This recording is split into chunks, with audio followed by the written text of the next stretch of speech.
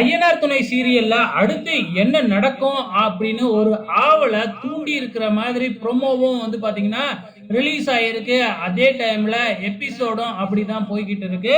கரெக்டா நம்ம சேரன் கார்த்திகா கழுத்துல தாலி கட்ட போற நேரத்துல கரெக்டா கார்த்திகாவோட அப்பாவும் அம்மாவும் வந்து கல்யாணத்தை நிப்பாட்டிடுறாங்க. இருந்தாலும் நம்மளால இவங்கள சமாளிக்க முடியாது அப்படின்னு சொல்லிட்டு நம்ம சேரனை தனியா அழைச்சிக்கிட்டு போயிட்டு நம்ம கார்த்திகாவோட அம்மாவும் அப்பாவும் சேரனோட கால்லயே விழுந்துடுறாங்க. விடிஞ்சா கல்யாணம். இப்ப நீங்க வந்து பாத்தீங்கன்னா கார்த்திகா கழுத்துல தாலி கட்டினீங்கன்னா அவ்வளவுதான், நாங்க அவமானப்பட்டு போயிடுவோம், நாங்க குடும்பத்தோட சாக வேண்டியதுதான் அப்படின்னு கால்ல விழுந்து கதறாங்க. கார்த்திகாவை எங்களோட அனுப்பி வச்சிரு அப்படிங்கிற மாதிரி கேக்குறாங்க. இதை கேட்டுட்டு சேரன் வந்து கார்த்திகாவை வந்து பாத்தீங்கன்னா அவங்க அப்பா அம்மாவோட போக சொல்லுவாரு. இதுதான் நடக்கும். ஆனா கூட இருக்கிறவங்க எல்லாம் சேர்ந்து என்ன சொல்லுவாங்க, இந்த சான்ஸை விடவே கூடாது அப்படின்னு தான் சொல்லுவாங்க.